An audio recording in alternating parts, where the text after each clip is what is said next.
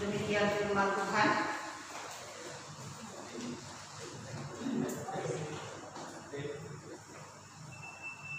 Biarlah mereka bersyukur kepada Tuhan karena kasih setianya, karena perbuatan-perbuatannya yang ajaib terhadap anak-anak manusia. Sebab dipuaskannya jiwa yang dahaga dan jiwa yang lapar dikenyangkannya dengan kebajikan. Haleluya. Mari kita bangkit berdiri. Kita mengangkat pujian. Ku bersyukur karena kasih setiamu.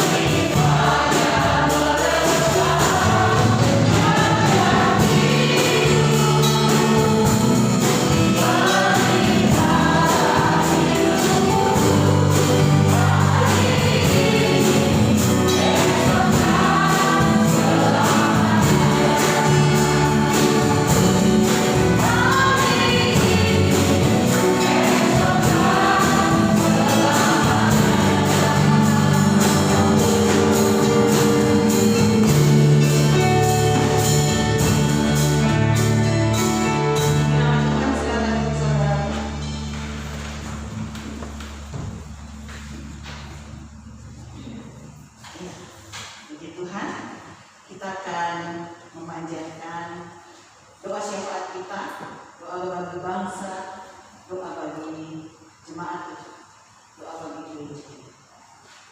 Dengan penuh hormat Bapak Pendeta Martin yang memimpin kita dalam doa syafaat. Bapa Sorgawi, Bapa yang mengasihi kami, Bapa dalam nama Kristus Yesus, segala puji syukur kami naikkan kepada Engkau, Allah yang hidup, Allah yang selalu setia dan terus membimbing umat-Nya yang percaya. Kami bersyukur untuk kesempatan yang Tuhan beri. Sampai dengan hari ini kami boleh memuji, memuliakan Tuhan, boleh menaikkan syukur untuk setiap kebaikan, pemeliharaan yang Tuhan karuniakan bagi kami. Terima kasih untuk setiap jemaat Tuhan yang Tuhan karuniakan kekuatan, kesehatan sampai detik ini, sehingga kami semuanya tanpa terkecuali boleh mengangkat pujian, boleh hadir dalam persekutuan kami pada hari ini.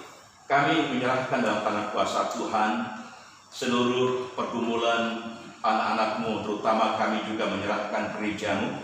Kami menyerahkan setiap jemaat Tuhan, Tuhan terus menolong mereka. Dalam setiap kelemahan kami percaya kuasa Tuhan sempurna dalam hidup mereka. Tuhan berkenan memberikan pertolongan bagi setiap pribadi saat ini yang mungkin sedang dalam permasalahan, yang dalam pergumulan. Bahkan kami berdoa bagi mereka yang dalam kelemahan fisik, mereka yang sakit. Kami terus menyerahkan Pak Teksan dalam tangan kuasa Tuhan. Terus kami juga berdoa bagi Ibu Dewi Kusnadi, Ibu Meti. Kami serahkan juga para senior sepenuhnya dalam tangan kuasa Tuhan, Pak Bianli, Ibu Pinses. Kami serahkan dalam tangan kuasa Tuhan juga Pak Sengkun. Tuhan, Engkau menilik mereka semuanya satu persatu, dan karya Allah yang penuh dengan kasih dan kuasa itu terus akan menaungi, memberikan kepada mereka kekuatan, penghiburan, pengharapan yang hidup di dalam kasih dan kuasa Tuhan. Terima kasih untuk setiap penyertaan yang Tuhan karuniakan kepada kami jemaat-Mu, mereka yang Tuhan karuniakan pekerjaan, mereka yang Tuhan karuniakan kegiatan aktivitas. Kami layak untuk menaikkan syukur. Bahkan ketika ada di antara kami yang harus terpaksa ada di rumah karena kondisi situasi yang ada, kami tetap mau mengucap syukur kepada Engkau karena Engkau tetap baik dalam situasi kondisi apapun yang kami hadapi. Engkau adalah pribadi yang tetap setia memelihara hidup kami. Kami menyerahkan dalam kuasa Tuhan juga. Kami berdoa bagi gereja-Mu, terutama bagi rencana renovasi gereja-Mu. Tuhan kiranya menolong sepenuhnya setiap rancangan-rancangan yang sudah disampaikan di dalam panitia pembangunan. Tuhan, kami mohon pimpinan Tuhan, tepat waktunya kami percaya Tuhan akan memberikan kepada kami satu kesempatan gambaran yang jelas kapan pelaksanaan renovasi ini akan dilakukan.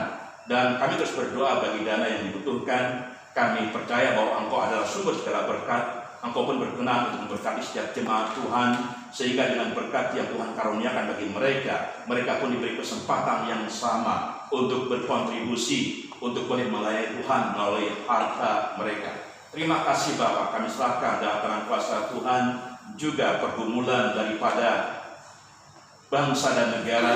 Kami serahkan dalam tangan kuasa Tuhan, Presiden kami, Wakil Presiden, para Menteri, semua pemimpin baik di pusat dan juga daerah. Kami serahkan dalam tangan kuasa Tuhan, karuniakan mereka dengan hikmat kebijaksanaan, terutama di dalam mengatasi permasalahan yang sekarang sedang terjadi, dan kami pun tidak tahu kapan akan berakhir sehubungan dengan pandemi COVID-19. Terima kasih untuk karya Allah yang Tuhan karuniakan bagi pemimpin bangsa negara kami yang peduli, yang sungguh-sungguh memikirkan perkembangan yang ada, situasi yang ada, kondisi yang ada. Tuhan terus menolong mereka sepenuhnya. Terus kami berdoa juga untuk gugus tugas dari para COVID-19 baik di pusat dan daerah. Berdoa bagi rumah sakit, para dokter, bahkan suster, para medis, semuanya kami serahkan dalam tangan kuasa Tuhan. Karya Allah pun memberikan pertolongan dalam hidup mereka, dan mereka dimampukan, dikuatkan untuk melaksanakan tugas yang dipercayakan kepada mereka. Terima kasih Bapak, kami serahkan sepenuhnya seluruh sesi ibadah di dalam kuasa Tuhan. Kami rindu diberkati tanpa terkecuali, dan kami pulang pun dengan satu kesegaran baru, dengan satu pengharapan baru, berkat baru yang Tuhan karuniakan bagi kami. Kami naikkan doa ini dengan menaikkan pujian dan syukur dalam nama yang indah, nama yang luar biasa, yang kami sapa, puja-puji kami tinggikan di dalam nama Tuhan Yesus Kristus. Haleluya. Amin. Ya,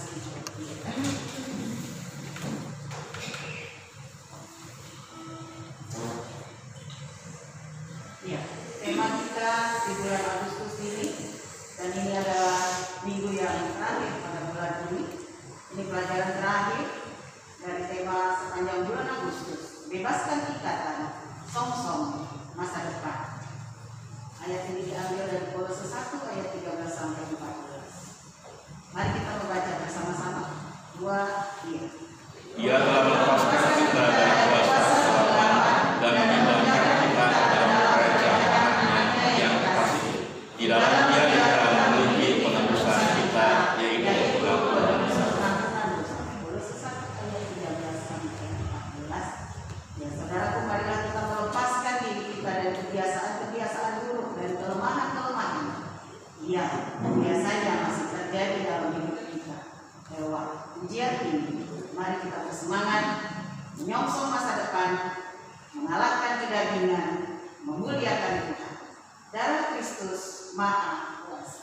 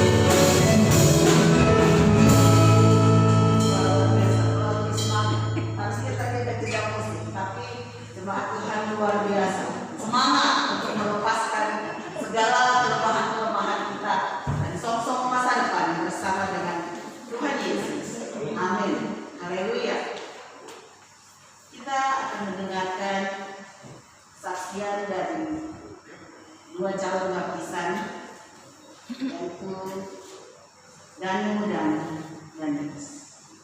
Silakan.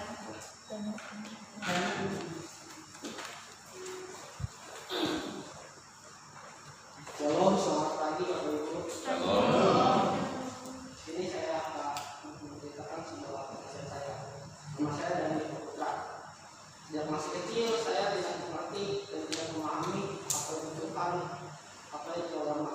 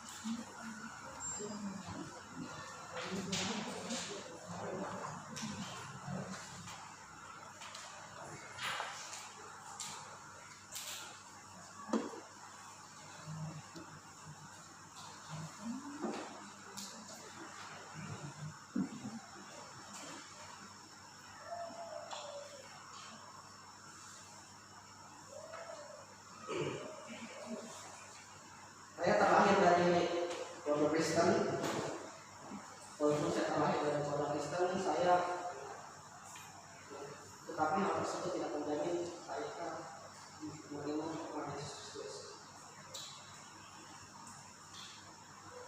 Dulu saya kurang memahami apa yang dimaksud dengan kekristenan. Saya hanya menganggap hal tersebut sebagai rutinitas biasa dalam kehidupan saya. Tetapi waktu saya menganggap hal tersebut sebagai rutinitas, saya sangat senang bisa mengikuti pada tersebut. Karena saya senang ketika saya sedang duduk, saya sambil mendengar cerita tentang firman Tuhan.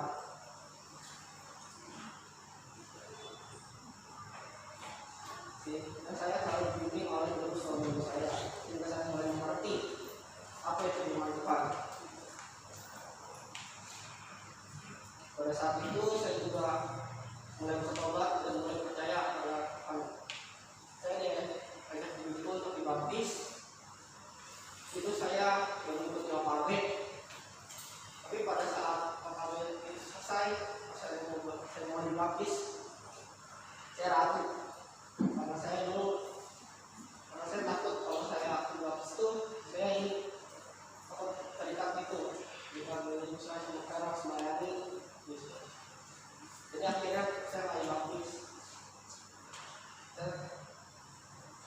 Tapi pada akhirnya saya terus belajar dan saya mulai tahu bahwa saya harus semayani dan saya harus dibaptis. Ya, terima kasih.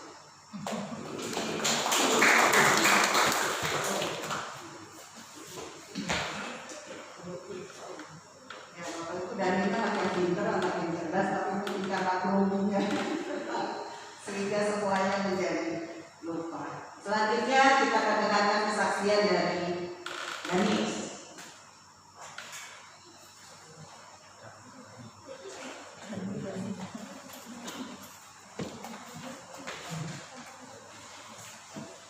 Halo Bapak Ibu semuanya. Jujur saya semangat. Saya kan waktu itu di sini saya akan bersaksi bahwa saya Tuhan Yesus dan mau dibaptis. Saya terlahir dari keluarga Kristen, jadi saya waktu itu udah diajarin tuh tentang Alkitab dan sama semuanya kan. Terus ya kan saya udah ngerti tuh, tapi saya cuma Kristen cuma mengerti doang tapi belum percaya. Terus di situ saya mulai malas tuh baca Alkitab, gereja sudah mulai malas. Tapi di situ Tuhan nggak mengingatkan saya, tapi Tuhan apa yang ikut sekolah minggu untuk mengajak saya ikut sekolah minggu. Dan pas saya ikut sekolah minggu terus iman saya semakin dimulai baru lagi dan bertumbuh sampai sekarang. Dan saya pas waktu itu ikutkan pas tahun lalu yang baptis saya kan ikut, tapi saya masih kecil, saya belum berani. Terus sekarang saya udah mulai berani ya. Ini tuh saya baptis karena sama aja kalau kita percaya Tuhan Yesus tapi kagak bisa mau bohong. Kemudian tuh situ dari iman saya. Sekian terima kasih dari saya. Ya tuh.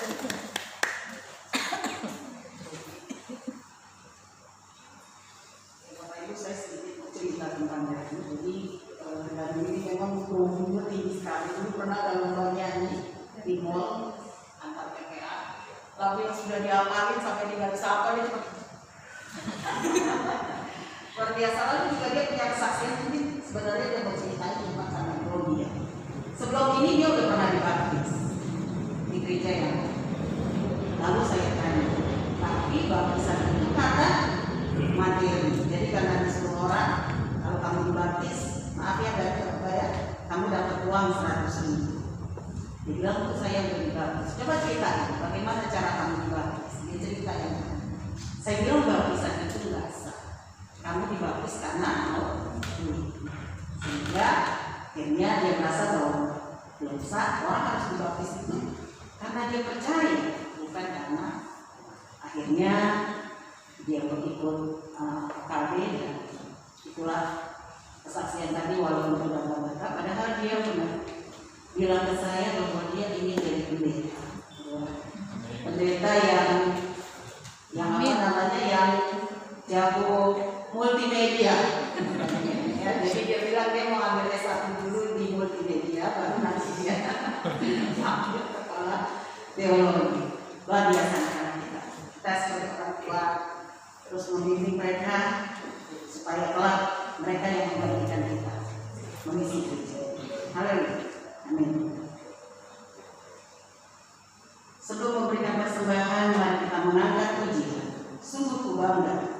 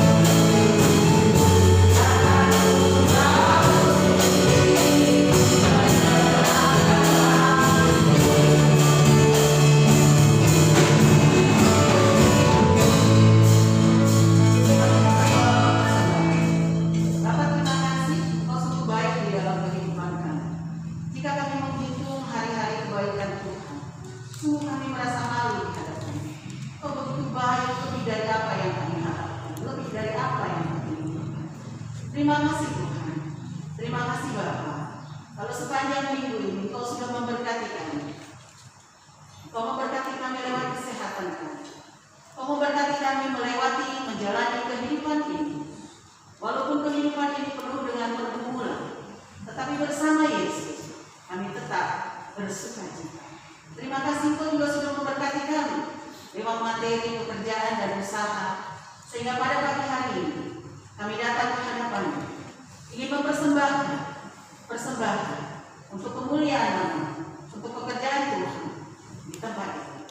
Kuduskan dan sucikan persembahan ini Bapa, biarlah kiranya dapat dikelola untuk menjangkau pelayanan Tuhan di gereja SBC yang kami cintai. Terima kasih Tuhan Yesus. Haleluya. Jadi musik silakan Bapak Ibu memberikan persembahan.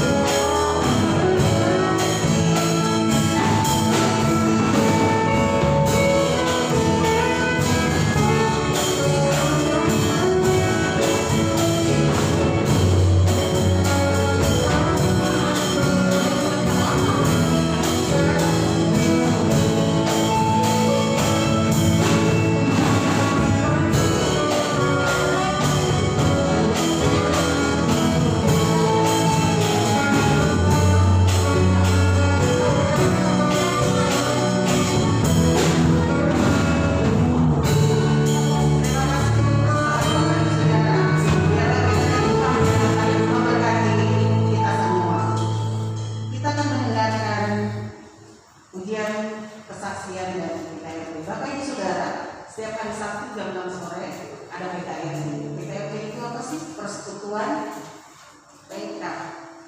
Kaum remaja. Persekutuan kaum remaja. Baptis. Oke. Jadi inilah PKIP Selapanya. Silakan.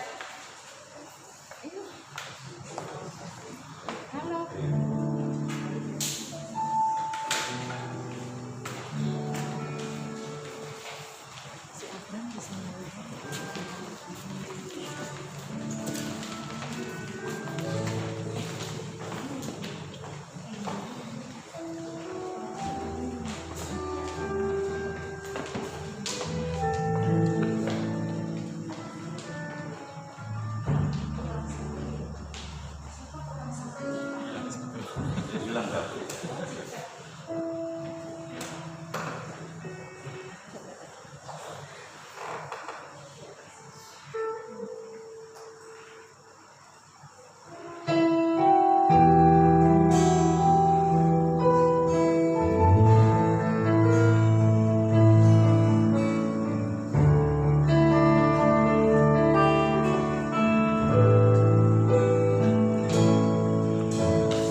Jauh timur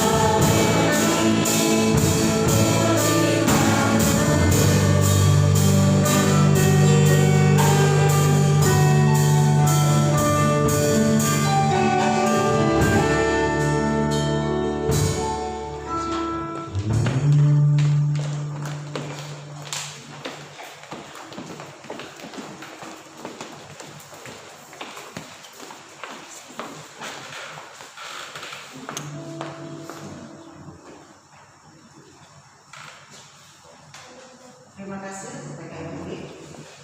Tahun 2030 mereka yang akan memenuhi itu. Saya bagaimana? Itu biasa. Amin. Kita akan mendengarkan firman Tuhan. Sebelumnya, mari kita mengangkat pujian. Roh Allah yang hidup. Saya mengundang Bapak Ibu Saudara untuk bangkit berdiri. Mari kita bersama pujian ini, kita mengangkat hati kita, pikiran kita menghadap hadirat Tuhan yang Maha Kudus.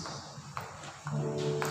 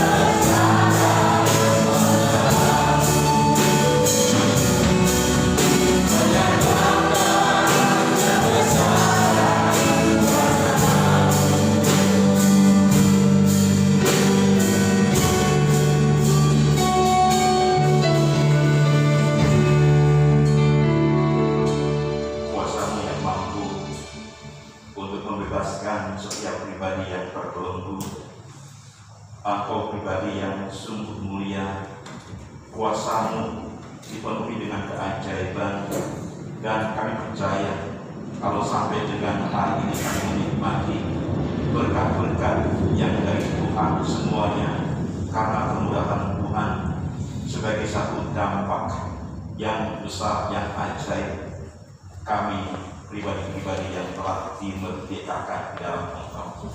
Terima kasih Tuhan, Engkau berbicara kepada kami secara pribadi pada hari ini dengan menaikkan pujian syukur. Kami mengangkat doa ini dalam nama Tuhan Yesus Kristus. Haleluya. Amin. Silakan duduk sidang jemaat yang dikasihi Tuhan. Baik, ini merupakan minggu yang terakhir di bulan Agustus yang mengangkat tema tentang kebebasan, tentang kemerdekaan. Dan pada minggu terakhir ini kita akan bersama-sama belajar dari satu Injil, yaitu Markus pasal 5 ayat 1 sampai 20 ya. Ayatnya panjang sekali, tetapi tidak apa-apa. Kita akan membaca seluruh bagian itu. Dan adapun tema atau judul minggu terakhir ini adalah harga sebuah kemerdekaan. Harga sebuah kemerdekaan. Kita tahu pastinya bahwa kemerdekaan yang diperoleh oleh bangsa kita dari kaum penjajah harus terus mahal dengan perjuangan, dengan darah dan air mata, dengan penderitaan.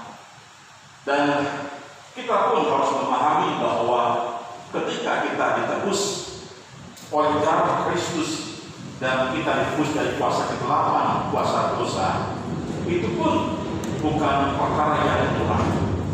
Namun satu kenyataan yang kita lihat bahwa ada banyak orang yang percaya saya sudah ditebus, saya sudah mendapat kemerdekaan dari Kristus, tetapi kehidupannya masih seperti orang-orang yang hidup dengan sembarangan, orang-orang yang hidup dengan murahan, bukan murahan tapi murahan, berbeda murahan dengan murahan. Artinya murahan ini sembarangan hidup, padahal dia mengklaim bahwa dirinya telah dimerdekakan, dibebaskan dari kuasa gelap. Apakah benar bahwa orang ini telah mengalami kemerdekaan? Hidupnya membuktikan apakah orang ini benar-benar merdeka ataupun tidak.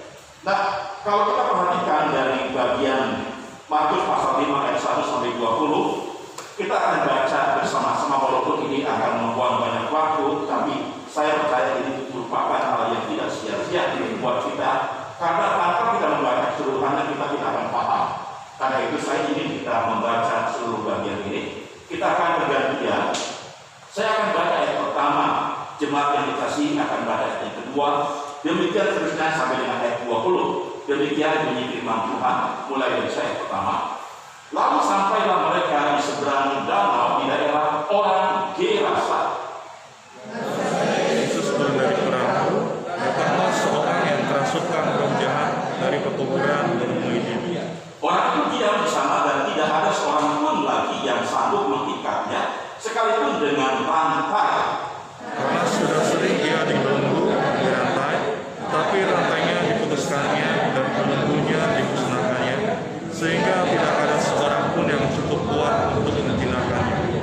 Siang malam dia berkeliaran di pekuburan dan di bukit-bukit sambil berteriak-teriak dan memukuli dirinya dengan batu. Ketika ia melihat Yesus dari jauh, berlarilah ia merapatkannya, lalu menyembah. Dan dengan keras dia berteriak, "Apa urusanmu dengan aku, hai Yesus, anak Allah yang maha tinggi? Demi Allah jangan siksa aku."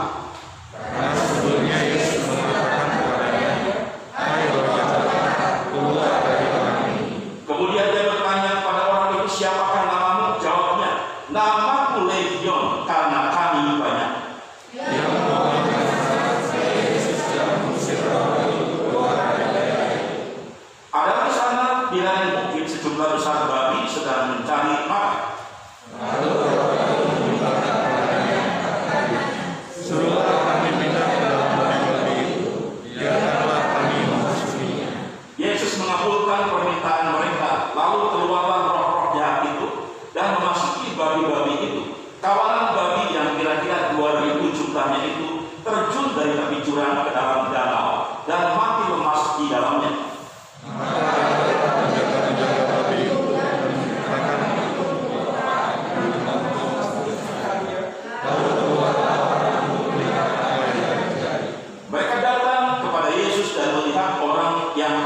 setan itu duduk, sudah berpakaian dan sudah waras, orang yang tadinya kerasukan legion itu, maka patutlah mereka.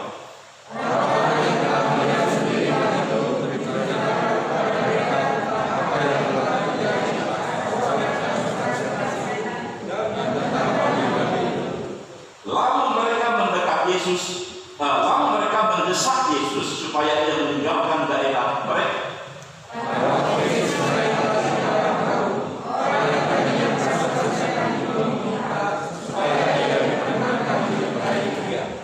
Yesus tidak memperkenankannya, tetapi ia berkata kepada orang itu, pulanglah ke rumahmu, kepada orang-orang sekampungmu, dan beritahukanlah kepada mereka segala sesuatu yang telah diperbuat oleh Tuhan atasmu, dan bagaimana ia telah mengasihani engkau.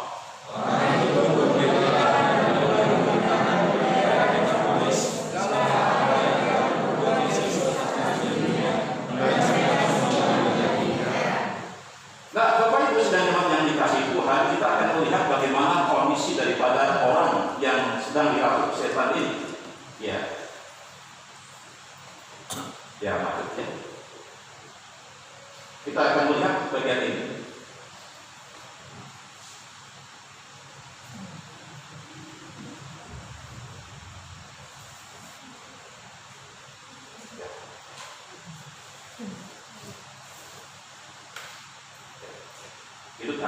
Itu melangkah ya, jadi oke. Kita akan melihat satu bagian ini bahwa ada kondisi-kondisi ya di mana orang-orang kerasukan setan ini memiliki satu ciri-ciri tanda-tanda yang khusus, dan kita perhatikan bahwa kondisi orang yang sedang kerasukan ini paling tidak kita melihat ada 3 tanda. Kalau kita melihat ayat yang ketiga, tanda yang pertama adalah mencelakakan hidup orang lain, ya, mencelakakan hidup orang lain. Karena itu ia harus diikat, ya dikatakan diikat oleh rantai, tapi tidak ada seorang pun yang sanggup mengikatnya sekalipun dengan rantai yang kuat, sehingga dia harus diusir jauh-jauh dari pemukiman penduduk, dan tempat yang paling pas, tempat yang paling tepat bagi orang ini adalah apa? Kuburan, ya, kuburan, tempatnya orang mati yang tinggal di sana, dan dia telanjang, ya, tidak berpakaian sama sekali. Ini kondisi yang pertama yang kita lihat. Orang terancam kalau berpapasan dengan orang yang kerasukan setan ini, ya. Karena itu mereka orang kampung sangat berhati-hati, mereka juga sangat takut, waspada, jangan sampai orang yang kerasukan itu mencelakakan mereka. Yang kedua kita lihat cirinya adalah orang ini mencelakakan diri sendiri. Kalau kita lihat ayat yang kelima, orang ini berteriak-teriak saling memukul dirinya dengan batu. Bapak bayangkan Bapak ini yang dikasih Tuhan, kalau kita memukul diri kita dengan batu sekali ada sakitnya kayak apa, tapi ini berulang-ulang berkali-kali dia menyakiti dirinya. Kemudian yang ketiga, ciri yang terlihat jelas bahwa orang ini sangat kumuh, ya, sangat kecil, sangat kotor. Orang kerasukan ini memiliki derajat yang lebih rendah, bahkan dibandingkan dengan binatang liar yang terbuang, binatang yang sulit untuk dijinakan, yang dinilai tidak berharga. Bahkan saya percaya orang-orang kampung yang tinggal di tempat itu mengharapkan orang ini mati saja daripada bikin repot, bikin susah, mati saja sekalian daripada bikin takut dan lain sebagainya.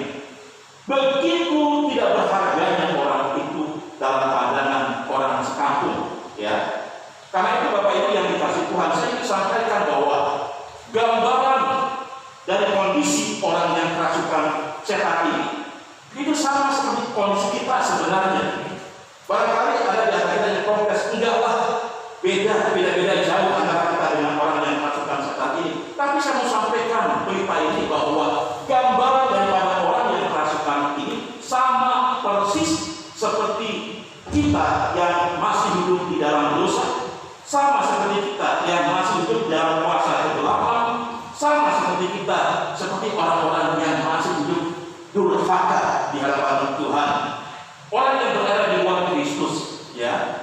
Kalau kita melihat dalam Efesus pasal 2 ayat 1 sampai 2 dijelaskan di situ bahwa roh-roh kuasa gelap masih bekerja di antara orang-orang yang durhaka, seperti yang diungkapkan dalam Efesus pasal 2 ayat 1 2. Mungkin ada di antara kita yang bertanya-tanya, kenapa gambar seperti ini tidak bisa bisa kita lihat langsung. Kenapa kok kita nggak ada melihat kesamaannya antara kita dengan orang biasa yang terserang setan? Tetapi satu hal yang saya ingin sampaikan bahwa ada beberapa aspek yang perlu kita lihat bersama-sama. Sebagai apa? Sebagai fakta yang relevan antara orang yang kerasukan ini dengan orang yang hidup di luar Kristus, dengan orang yang hidup dalam kuasa kegelapan. Fakta ini kita perhatikan di antaranya. Perhatikan baik-baik Bapak Ibu yang dikasihi Tuhan. Ini fakta yang kita perhatikan bahwa pertama, secara esensi ada kesamaan antara kondisi orang dewasa dengan kondisi orang-orang yang berada di luar Kristus yang masih dalam kegelapan, yaitu sama-sama mendatangkan celaka bagi orang lain. Ingat baik-baik bahwa orang yang hidup di luar Tuhan, yang hidup dalam proses kegelapan, bisa mendatangkan kecelakaan bagi kita sekalian.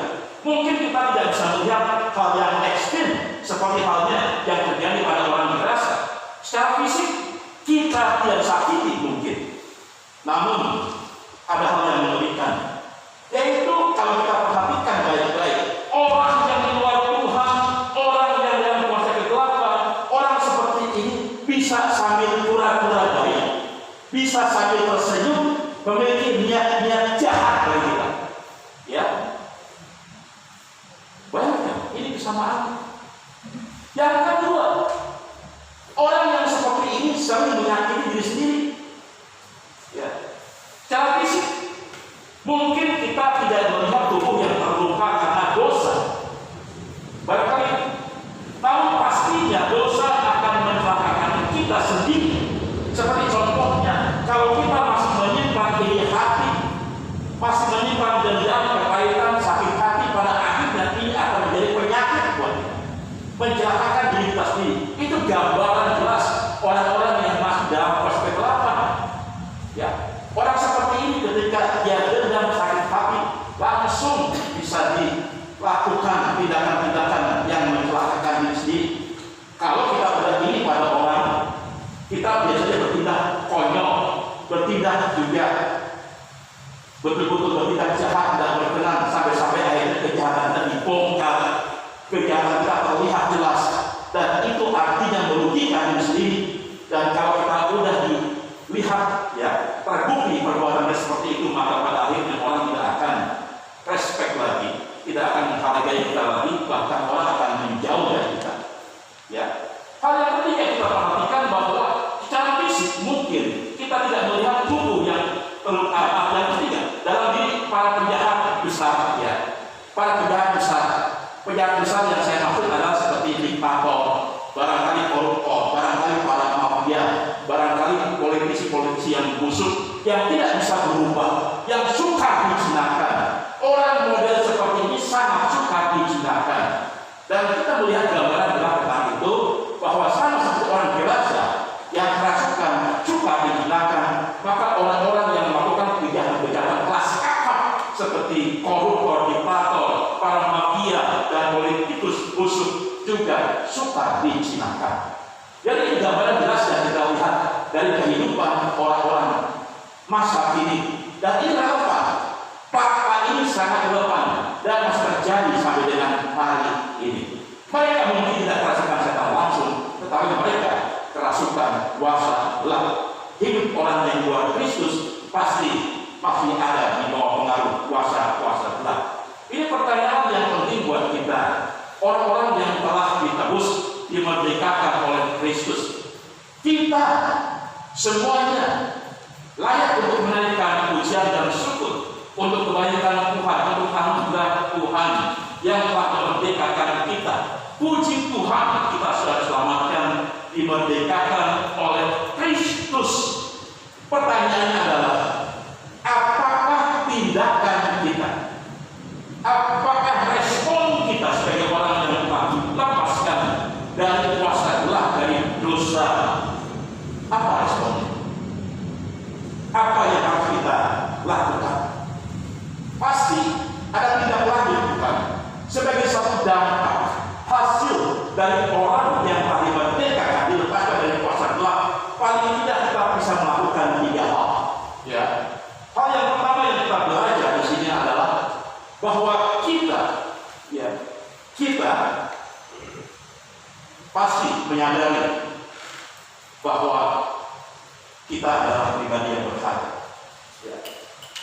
Kalau kita perhatikan di ayat 13, ayat 8 sampai dengan 13, kita melihat bagian itu Bapak Ibu yang dikasih Tuhan. Di sini tentang satu prinsip betapa mahalnya kita. Karya penebusan Kristus mahal atas kita.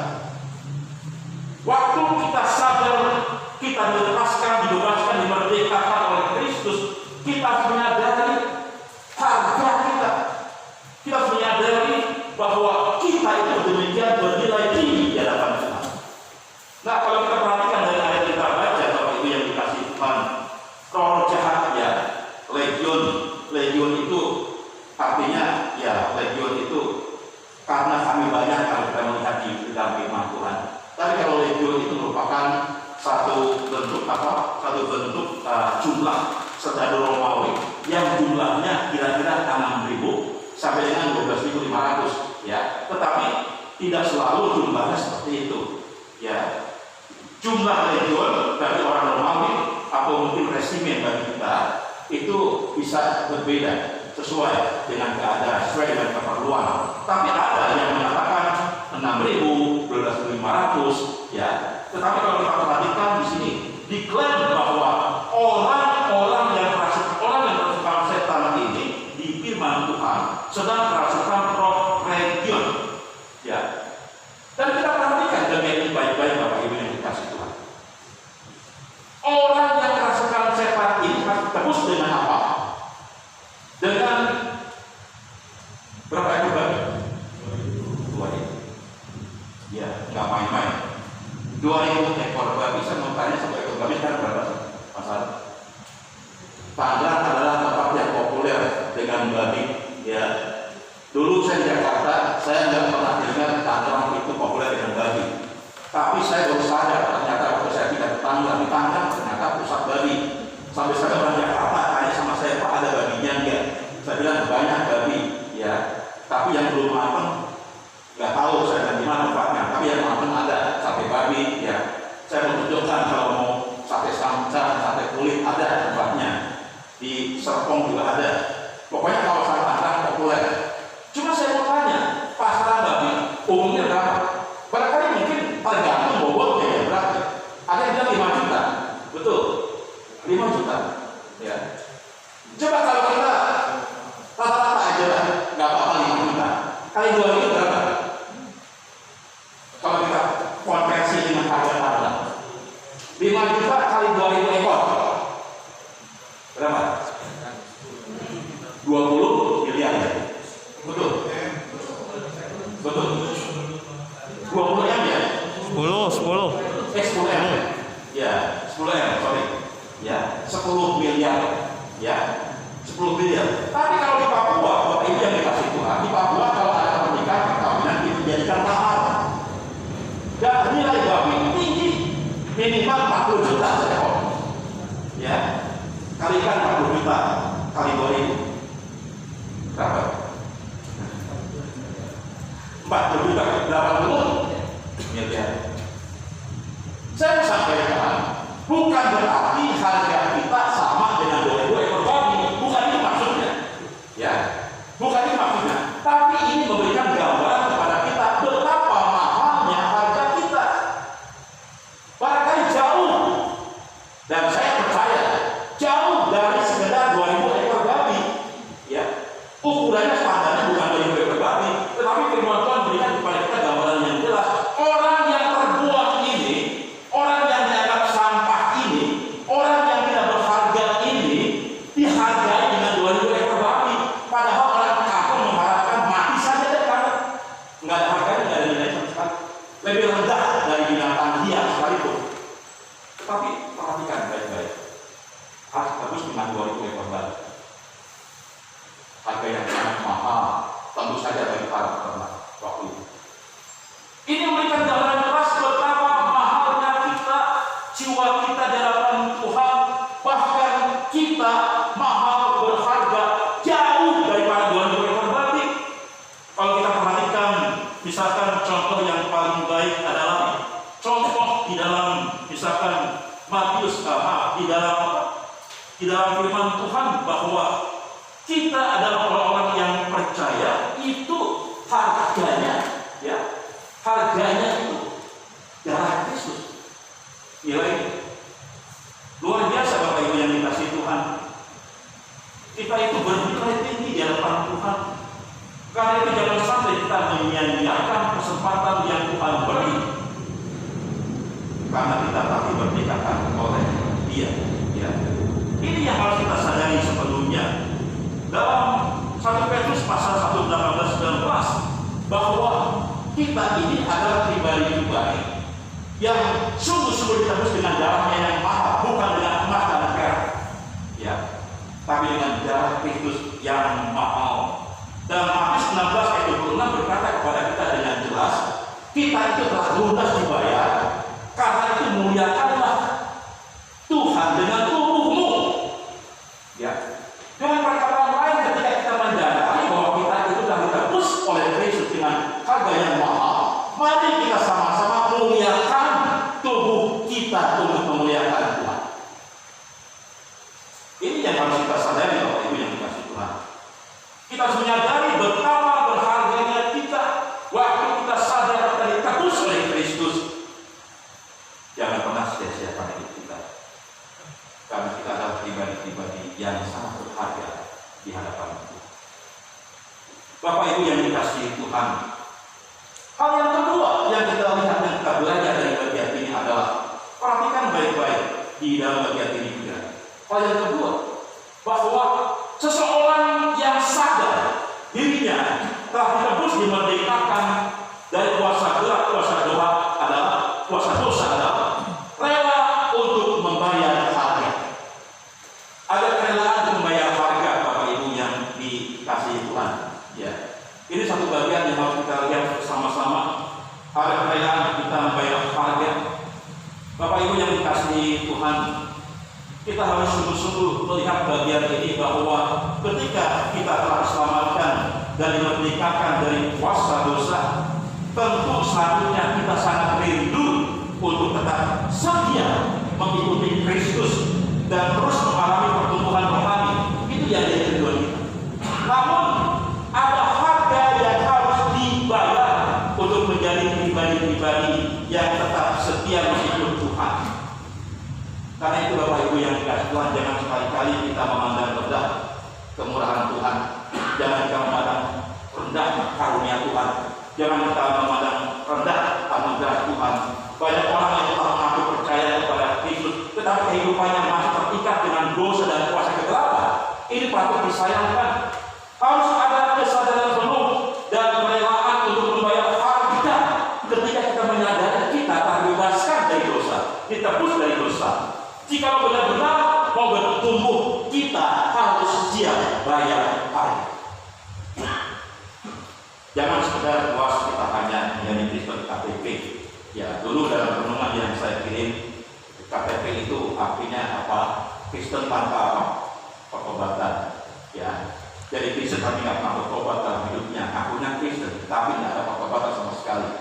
KTP juga memiliki pengertian Kristen tanpa pertumbuhan. Ya, akunya Kristen tapi nggak pernah bertumbuh, nggak pernah jadi dewasa, tetap jadi anak-anak.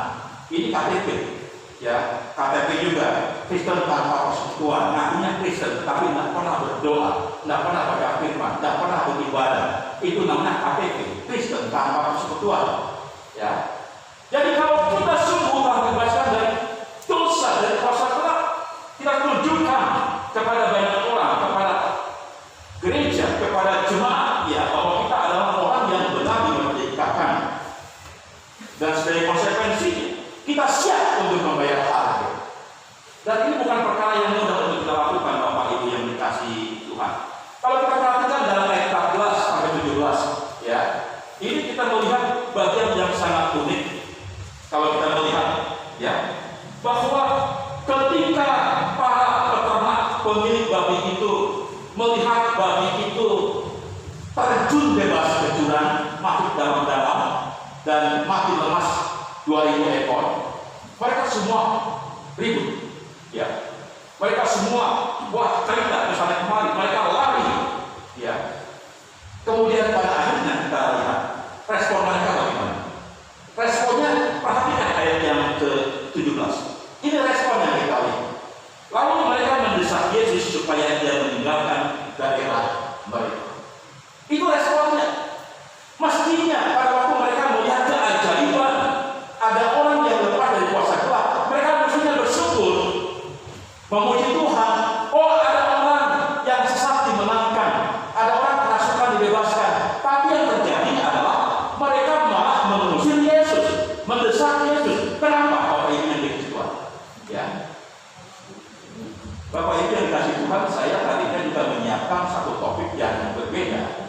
Tapi karena ada jemaat yang bertanya tentang ini, maka saya langsung siapkan ini secara khusus.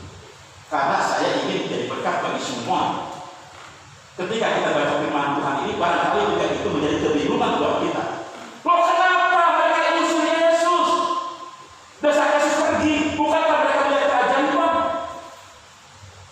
Bapak Ibu yang dikasih Tuhan, saya ingin sampaikan kebenaran ini.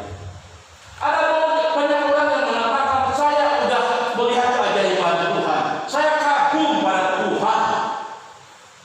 Tetapi fakta dalam kehidupannya, dia sama sekali tidak mau mengundang Yesus tinggal, tidak mau ikut Yesus, malah justru sebaliknya mendesak Yesus keluar, tidak ikut campur tangan dalam kegiatan aktivitasnya. Sorry, Yesus cuma ada di luar saja. Perhatikan baik-baik. Orang ini kenapa mendesak Yesus? Karena apa? Takut rugi. Bayangkan Bapak Ibu yang dikasih Tuhan, 2.000 ekor sudah mati. Berapa banyak lagi akan mati? Karena mungkin masih ada gangguan yang lain. Suruh pergi Yesus daripada nanti babinya habis. Enggak makan babi lagi deh. Ya. Udah 2.000 ekor cukup mati. Cepat usir tuh Yesus, desak keluar tuh Yesus. Mungkin pernah ngomong kayak gitu. Ya. Takut rugi, takut resiko. Takut apa lagi? Takut repot. Ini yang terjadi dalam kehidupan orang-orang Kristen masa ini. Waktu kita dihadapkan dengan tanggung jawab, kita hitung-hitung. Kalau ini rugi, kalau ini repot, kalau ini membuat kita berisiko, oh jangan, nggak mau. Tuhan keluar saja. Ya, nggak usah ada dalam diri saya. Kita hadapkan dengan banyak tugas. Sorry Tuhan, saya takut rugi, takut repot, takut resiko. Saya mau sampaikan seorang yang tadi merdekakan oleh Kristus, berani ambil risiko, berani untuk bayar harga, tidak takut rugi, takut resiko, takut repot. Sekaligus ini menjadi satu perenungan buat kita sekalian. Bagaimana mungkin kita dapat menghargai keselamatan dan kemerdekaan yang Tuhan karuniakan bagi kita, jika pada waktu mengikut Tuhan dan melayani Tuhan penuh dengan perhitungan, takut tinggi, takut resiko, takut repot.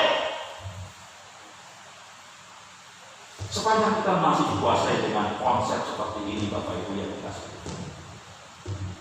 maka jangan harap kita akan bertumbuh dalam kehidupan iman kita. Tidak mungkin. Jangan harap kita akan jadi dewasa. Tidak mungkin. Tetap kita akan seperti bayi. Hanya bagi mereka yang menghargai anugerah Tuhan, mau membayar harga, hanya mereka yang berani mau membayar harga mengikut Tuhan akan mengalami berkat Tuhan secara sempurna. Karena itu Bapak Ibu yang dikasih, kalau kita yakin kita akan terus dimerdekakan di masa dari kuasa gelap, mari siap bersama untuk membayar harga. Saya sungguh respect, memuji Tuhan juga, karena adanya orang-orang yang tetap siap bayar harga untuk melayani Sang Jenderal hari ini di jemaat. Saya bersyukur pada akhirnya mereka pencalonan membereskan tugas-tugasnya, dan pada akhirnya ada orang-orang yang siap untuk membayar harga. Walaupun mereka adalah orang-orang yang sibuk, tapi mereka tetap siap dipakai. Bukan berarti orang-orang yang di luar perancang, yang sudah tidak lagi sebagai perancang, tidak terlibat. Mereka tetap dilibatkan, terlepas daripada status mereka sebagai anggota perancang. Ada kesempatan untuk kita melayani, dan memang untuk melayani itu kita harus siap bayar rupiah. Sepanjang kita masih hitung-hitungan Bapak Ibu yang dikasih Tuhan, tidak mungkin kita akan bertumbuh. Karena itu kalau kita perhatikan dalam Matius pasal 10 ayat 38, Matius pasal 16 ayat 24, jelas sekali kalau kita mau mengikut Tuhan, Tuhan, kita harus memiliki usaha. Ini yang harus kita lakukan dalam kehidupan kita. Itu merupakan contoh bagi kita untuk membayar hak. Ini yang kedua. Respon kita, tanggapan kita sebagai orang yang akan memerdekakan seharusnya memang yang pertama kita sudah belajar punya kesadaran bahwa kita itu berharga. Karena itu jangan bersikap murahan, jangan hidup sembarangan semaunya sendiri. Yang kedua, mari kita juga punya kerelaan untuk membayar harga. Yang ketiga, Bapak Ibu yang dikasih Tuhan, perhatikan ayat yang ke-19 sampai dengan 20. Bapak Ibu, ya, sebagai satu dampak dari orang yang telah dimerdekakan adalah punya kerinduan untuk menjadi seorang saksi. Perhatikan ayat 19 sampai dengan 20, jelas berkata kepada kita sekalian. Yesus tidak memperkenankannya, tetapi ia berkata kepada orang itu, pulanglah ke rumahmu, kepada orang-orang sekampungmu, dan beritahukanlah kepada mereka segala sesuatu yang telah diperbuat oleh Tuhan atasmu, dan bagaimana ia telah mengasihani engkau. Orang itu pun pergilah dan mulai memberitakan di daerah Dekapolis segala apa yang telah diperbuat Yesus atas dirinya, dan mereka semua menjadi heran. Barangkali ini jadi pertanyaan juga buat kita. Kok ikut Yesus? Tidak boleh. Ya, jadi dalam bagian pasal ini, perikop ini ada dua pertanyaan yang unik. Yang pertama sudah terjawab. Ya, kenapa orang kok mendesak Yesus pergi? Ya, jawabannya jelas, mereka takut rugi. Ya, takut repot. Ya, takut resiko. Dan ini juga pertanyaan yang unik buat kita sekalian. Kenapa ada orang mau ikut Yesus kok malah tidak diperkenankan? Bapak Ibu yang dikasih Tuhan, kasusnya berbeda. Ya, kasusnya sangat unik, sangat berbeda. Tuhan Yesus, dia punya waktu yang sangat terbatas, kesempatan yang sangat terbatas, sehingga dia tidak memperkenalkan orang itu ikut. Bahkan Tuhan Yesus memberikan perintah pada orang itu supaya menyampaikan kesaksian, menyampaikan kabar baik kepada orang di sekampung itu, daerah Dekapolis. Ya, karena Tuhan Yesus punya agenda lain. Dengan perkata lain, kamu tidak usah ikutan dan mengingat dia layani orang yang ada di sekampung, biar mereka lihat bagaimana Tuhan sudah mengubah hidupmu, bagaimana Tuhan sudah melepaskan kamu dari kuasa gelap. Itu tugas mulia yang Tuhan percayakan kepada orang dewasa ini. Karena itu kenapa sebabnya Yesus tidak mengizinkan orang itu ikut Yesus. Ada kepentingan yang lebih besar yang diperintahkan Yesus kepada orang itu. Jadi kita melihat kasusnya berbeda, Bapak Ibu yang dikasih. Ya, bukan berarti nggak boleh ikut Yesus, ya. Tetapi memang ada tugas, ada kepentingan lain yang lebih besar. Kamu tak tinggal saja, sampaikan berita kabar baik, sampaikan kesaksian pada orang lain di sekampungmu, karena Yesus tidak punya waktu kesempatan yang lebih banyak lagi di tempat itu, karena dia harus segera pergi di tempat lain. Bapak Ibu yang dikasih Tuhan, ini yang kita lakukan. Banyak juga kita lihat contoh yang paling gampang. Ketika ada kesempatan kita untuk melayani, untuk bersaksi, kadang-kadang alasan kita apa? Tunggu dulu, saya belum masuk teologi. Ya, bukan berarti nggak boleh belajar. Ada pemerintah, ada apa belajar. Tapi ada orang seperti ini, saya tidak siap. Saya belum S1 teologi. Ya, harus diperlengkapi dulu.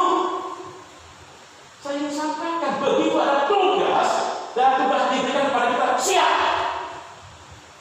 Ya, laksanakan.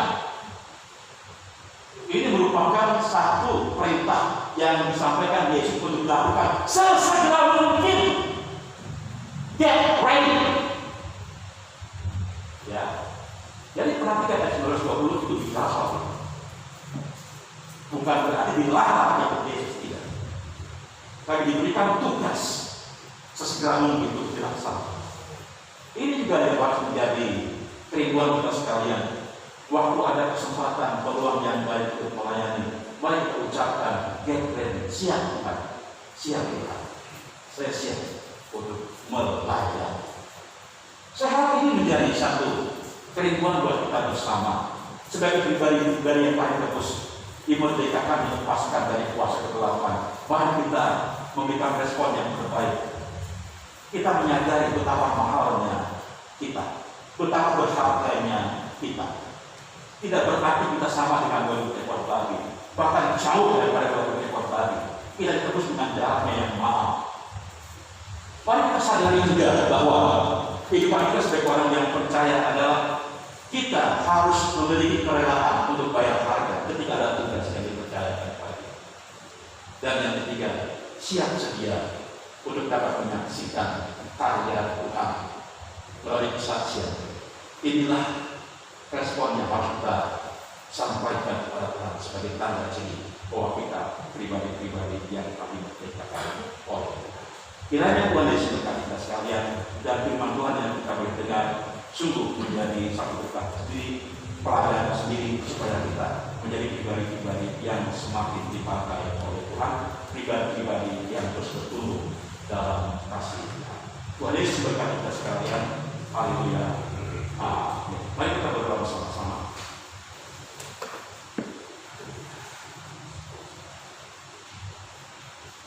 Kita renungkan kembali bagian firman Tuhan yang sudah kita baca, yang sudah kita dengar, yang sudah kita renungkan bersama.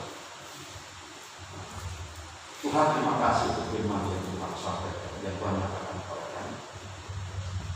Mari Kau berbicara kepada kami secara pribadi, secara khusus. Mari Kau berkarya atas hidup kami. Engkau tahu bagaimana hati kami dan kami yang paling dalam. Tapi dari kasus orang di Gerasa ini kami menyadari betapa berharganya kami dalam kami. Karena itu kami ingin untuk tetap melakukan tugas kepercayaan pelayanan yang kita berikan kepada kami. Terima kasih untuk karunia Tuhan yang telah menembus kami dengan harga yang mahal. Karena itu mari kami menjadi pribadi-pribadi yang boleh menyaksikan cinta kasih. Terima kasih.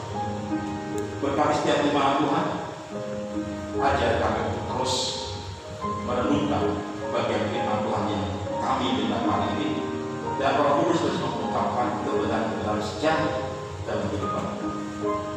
Berkati kami dalam nama Yesus Kristus.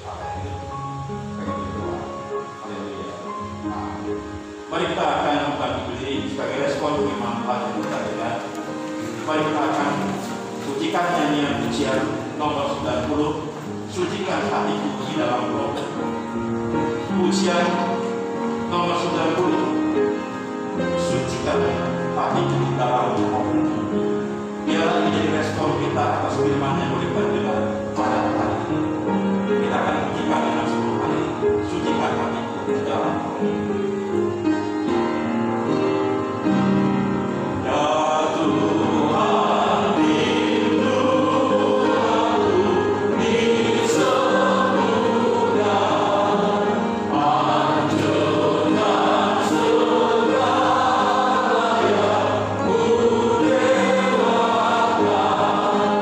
Yeah.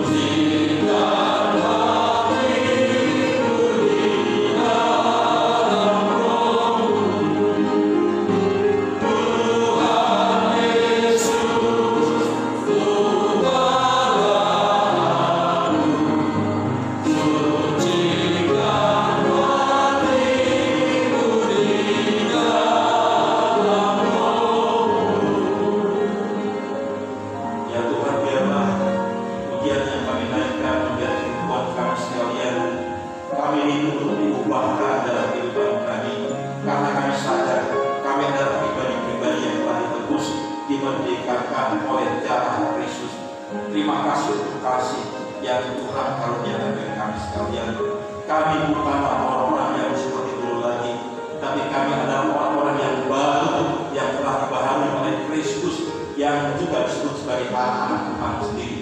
Terima kasih Tuhan, ubahlah kami, biar Roh Kudus tinggallah dalam diri kami sekalian, umat-Mu yang percaya. Engkau melihat akan jemaat-Mu pada saat ini, ada banyak pergumulan dalam kehidupan mereka. Mari karya Roh Kudus tinggal dalam kehidupan mereka sepenuhnya, dan biarlah karya Roh Kudus terus akan menyertai kehidupan mereka dari saat ini sampai selama-lamanya. Terima kasih Tuhan Yesus, kami angkat doa ini mengucapkan syukur dalam nama yang indah, dalam nama Kristus Yesus. Jemaat yang dikasih Tuhan, kiranya pertolongan dari Allah Bapa, berkat, sukacita, dan juga anugerah dalam nama Kristus Yesus, pertolongan dan juga penyertaan pimpinan melalui kuasa Roh Kudus terus menguatkan hidup kita dari saat ini sampai selama-lamanya. Kita siap untuk menghadapi kenyataan hidup di sekitar kita, kenyataan hidup di masa depan hidup kita dengan pimpinan dari Allah Bapa,